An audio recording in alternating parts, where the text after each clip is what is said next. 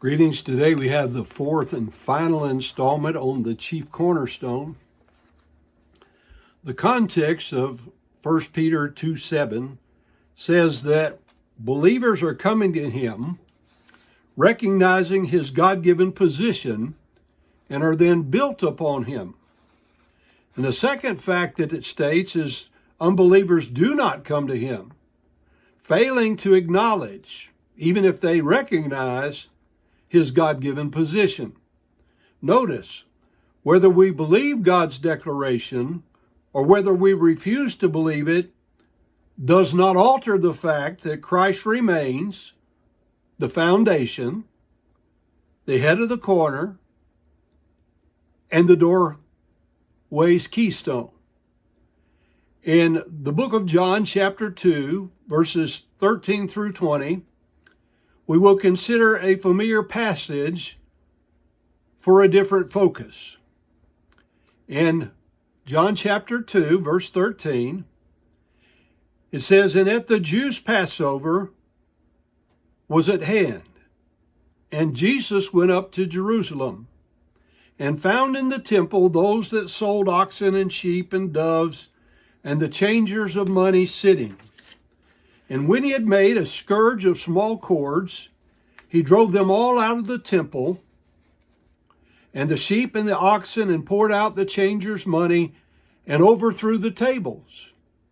And he said unto them that sold doves, Take these things hence. Make not my Father's house a house of merchandise. And his disciples remembered that it was written, The zeal of thine house hath eaten me up.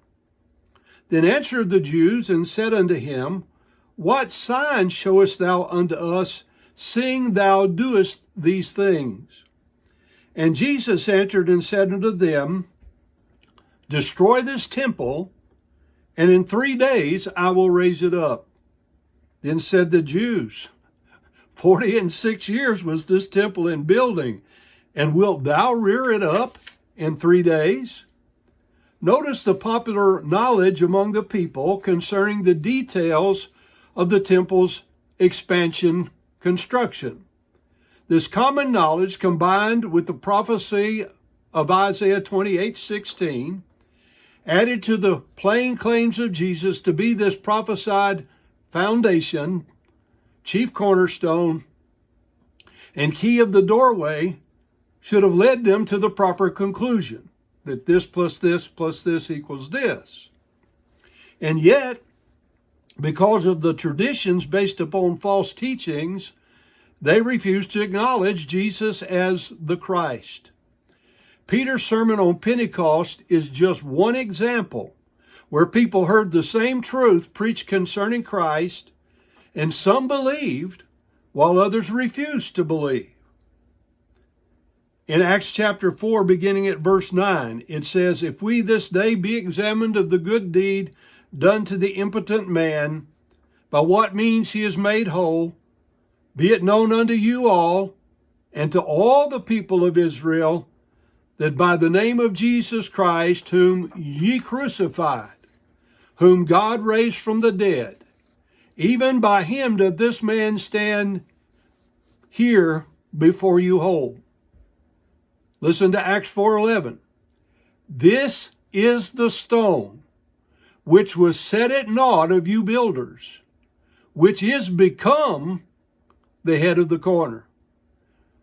The rejection unto crucifixion is stated to be the fulfillment of this prophecy.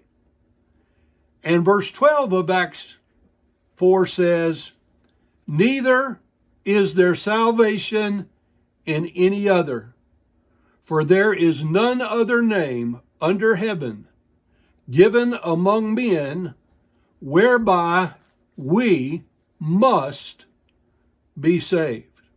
So I ask, have you been saved by acknowledging God's appointed and anointed living stone as his chosen, elected foundation, chief cornerstone, the head of the corner, and the key of the doorway that he stated in John 10 that he was to be saved and to come in and out and find Pastor? I trust that you have. If not, may you do it today.